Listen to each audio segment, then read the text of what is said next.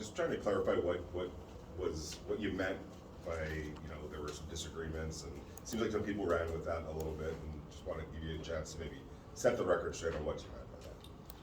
Well, I mean, it's not really setting the record straight. I mean, I think a lot of things get taken out of context when you don't have an interview to look at, or people don't know the full story. So at the end of the day, I mean, there's going to be opinions, and there's going to be, you're not always going to see things the exact same way, but when you earn a right to have an opinion, or you see things a certain way, or even going into the operation this offseason, obviously, I may poke fun at having Aaron here a lot, and why would I not talk about having best quarterback to play the game, and a guy who I have a lot of history with. So that's who I had on my mind initially. So that was never a slight at Jimmy. I didn't even know we were pursuing Jimmy, so it had nothing to do with any of that. And then obviously I put something on social media saying, don't hit me up. Don't stop hitting me up if I haven't talked to you recently. Don't hit me up about this stuff. And that was, I already said what that was about. That was clearing up the whole, me just getting bombarded with messages like, oh, what's going on? How you feel about this and this and that? So I mean, that could have been anybody. But at the end of the day, like I said a couple times now, I'm ecstatic to get to work with the new guys, and Jimmy's a great guy. Love him to death. I didn't know him very well before he got here, but getting to work together a little bit, be around each other, getting to know him, he's a great guy, and definitely excited to get to work with him and everybody else that's in here. As far as the front office, I mean, I haven't had a relationship in the past. It's 10 years for me in this game, and I haven't had a relationship like what I have with those guys. So everything's get taken out of context. I wouldn't be here. I mean, I told you guys right after the Derek thing, I was here to stay and I wasn't going anywhere. So you can grab something and run with it if you want, just to get clicks, and that's what people often do with me, and things that I say, whether I misspeak or if I speak up. But at the end of the day, I'm a Raider, and I'm excited to be here. I love my head coach, and I love the general manager here, and everybody. I mean, from the top to the bottom. So I have no reason to lie. I mean, one thing I don't do is BS, so I'm not gonna make anything up when it comes to that. I'd rather keep my mouth closed if I have negative things to say. But when I say that these are some good men in this place, that I really value the relationship that I have with them, I mean that. So that's about all that needs to be said for that. And it does feel, listening to you talk, that you're given a voice, and it's not just to hear you talk, but it's actually to listen to what you have to say, that they respect it. Do you get that sense that there's a respect there? I mean, I've never been encouraged to speak up and share my feelings with the organization the way I have with these two guys. I mean, and I felt that from the first time that I got the call from them right after getting traded, that's the type of environment I was going to be coming into, just based off of what they heard about me, the respect they have for the things I've done on the field, and I try to give them that respect back. And obviously sometimes things get said and taken out of context, like I said, and it's never my intention to bring any type of negative attention or throw off the focus of the team or whatever, which did not happen, by the way. We got a lot of guys in here that know me well by this point, and know my intentions. No, I just want to win. I'm here to try to win the Super Bowl like everybody else is on their team. So that's really my only focus. I'm not really. The thing is with me, and I'm unapologetically me. At the end of the day, I truly do not care what people have to say. So when I'm clearing things up and talking about this stuff, a lot of times just me protecting other people that were involved. Like, I don't ever want Jimmy to feel away, think that I didn't want him here, or I don't like him, or I don't want Josh to feel like, I post a picture with Ziggs, and then they're like, oh, is it Josh that that must be the real problem. So y'all can do that if you're that bored, like, go play Monopoly or some shit. Hey, Davante, for those of us that know you, though, when it came out, we thought it was not much just because of what you said publicly, probably everything else. Is that the most difficult part of being a superstar, that people parse every word, every comma? I'd say for the average person, yes. For me, like I said, if nobody came to me and was like, these are the issues that are going on in the world. First of all, I don't pay attention. I like live under a rock half the time. I find out stuff that usually lasts. I told you I found out I was traded on Twitter, so I don't usually know what's going on with that, nor do I care. And I don't mean this in a malicious way at all, but I've become who I've become by not caring. Like I was in the dumps. I talked to you guys when I first got here. I was in one of the worst parts of my life when I was in the NFL, as far as mental headspace and confidence-wise and everything. And when I learned to stop caring about what other people think, like now, if I drop the ball in the game, it's just something that happened. It's not like, oh my God, there's 80,000 people in here. It's on TV. All these things. I don't really have the other factors that, those don't contribute to my mindset in a negative way. So when I hear about it, I'm like, it is what it is. So it's definitely difficult for, the average person in this position. But for me, I keep it rolling. Keep it pushing the same way as if it never happened. And the damage control usually comes in to try to make sure people understand. And I don't want guys walking around feeling uncomfortable in the building or otherwise. And it usually only comes where I do decide to, come forth and speak up to, when I actually care about that person enough. And clearly I care about the people in this building to do that. Davante, right now Jimmy G isn't practicing. What are some other ways that you can work on building a rapport with one another? Tape, talk, all that stuff. Learning each other. I think Aaron and I's relationship or connection on the field went to another level when our relationship off the field went to another level. So just chopping it up with him. I've got to know him pretty well.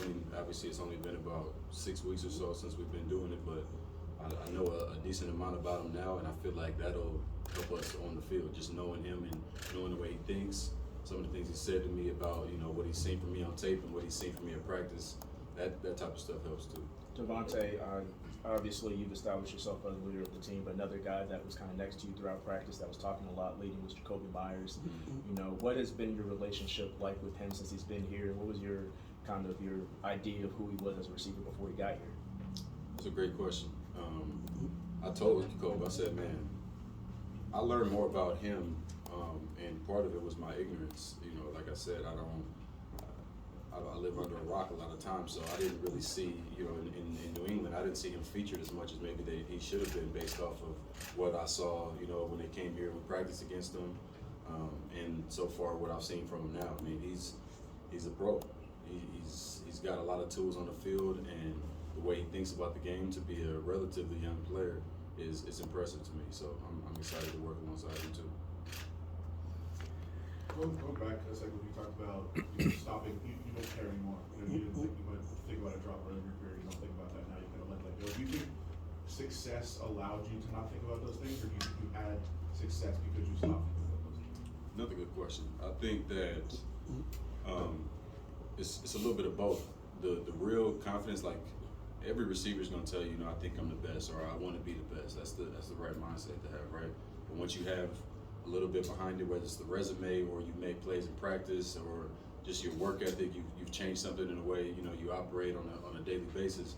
Things that you actually do contribute to the mindset and the true confidence, because we can all say whatever, you can say I'm the best writer in the world, but if everything you write is, lackluster, then that's not, you're just saying it at that point. Nobody's going to really respect it. So, I just put the work in, and like I said, I started to forget some of the other things and just put it out of my mind, change my mindset a little bit, and once I had enough behind it, it just kind of, I guess, intensified that confidence and that kind of, I don't really care factor, and here we are. You mentioned about respect means a lot to you. You live under a rock, but respect. Last year at the end of the season, Sam Webb talked about almost pinching himself that he gets to compete against you, the best. What is it about him? He's competing for a roster spot. What is it about Sam Webb? Because he talks about you coaching him, so obviously you've taken interest. Yeah. Could you talk about what it is about him that you like about his game, please? Well, just that part that you said right there.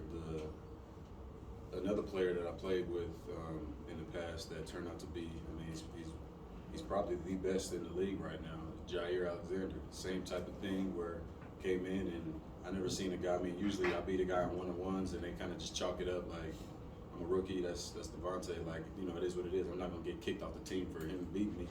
And Ja was in the locker room right after the first training camp practice, and he had his iPad out before anybody came in there, like literally, like looking at the plays, trying to figure out like what it was. And he comes up to me and asks, like, I don't want to bother you, but like what happened here? Like what made you? How'd you know I was gonna react this way or whatever? So Sam kind of has that edge, and I'm not comparing him to Ja as far as Ja's obviously in a different place in his career right now. but the intentionality and the care to want to get better like that and to learn and to for it to mean as much as what it does to him, that says a lot about him as a player. So that's why when you have an open book like that, it's easy to kind of put him under your wing and teach him. And the more we do, the more he wants to learn. The more he comes and talks to me about it, and then I see the growth. And then we'll talk about something. I might shoot myself in the foot, tell him something, and then he'll actually play it really well based off of that. But that's what we want. That's what I want to see as a leader and as a vet on the team. I want to see the young guys taking the information, not just coming up and talking, just be like, oh, I've talked to Davante about whatever, just to put on a show. So I respect that about him, that it means a lot to him to be able to ask those type of questions, which is why I kind of naturally gravitated toward it.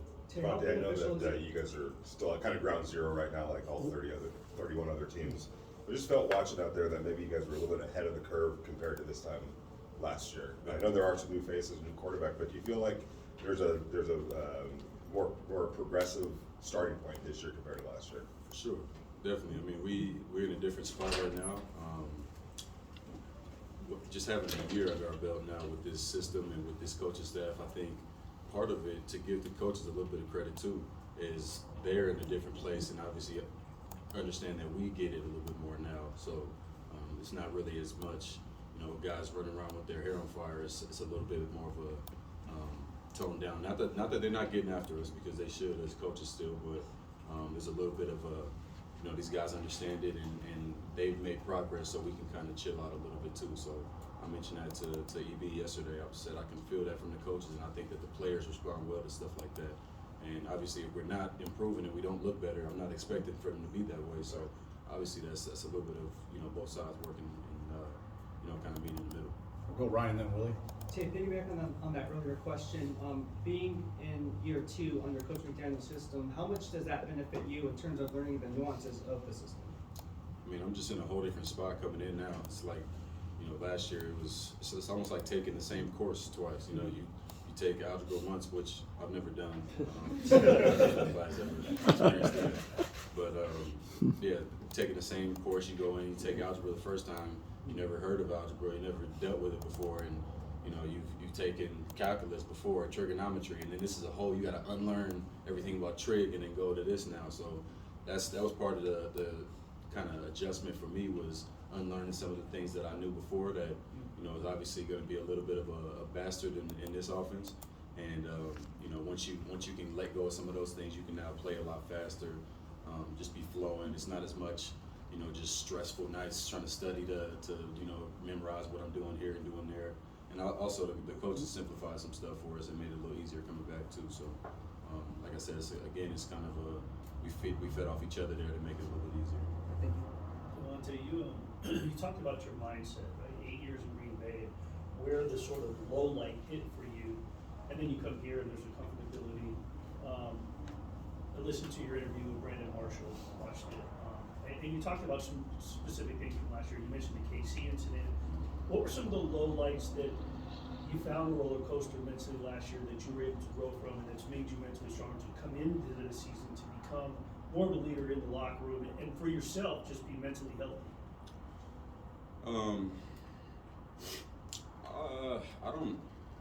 There was nothing really. I mean, I wouldn't look at the Casey incident as something that, obviously,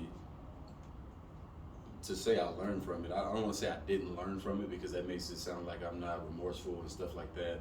But it was just an instance. It's not something that I needed to happen for me to know that was not the right thing to do. So it was just something that happened. So at the end of the day, it was more so learning from some of the stuff that happened on the field and learning patience, dealing with new coaches, new system, and coming in being used to having 13 wins for my last 3 years in Green Bay.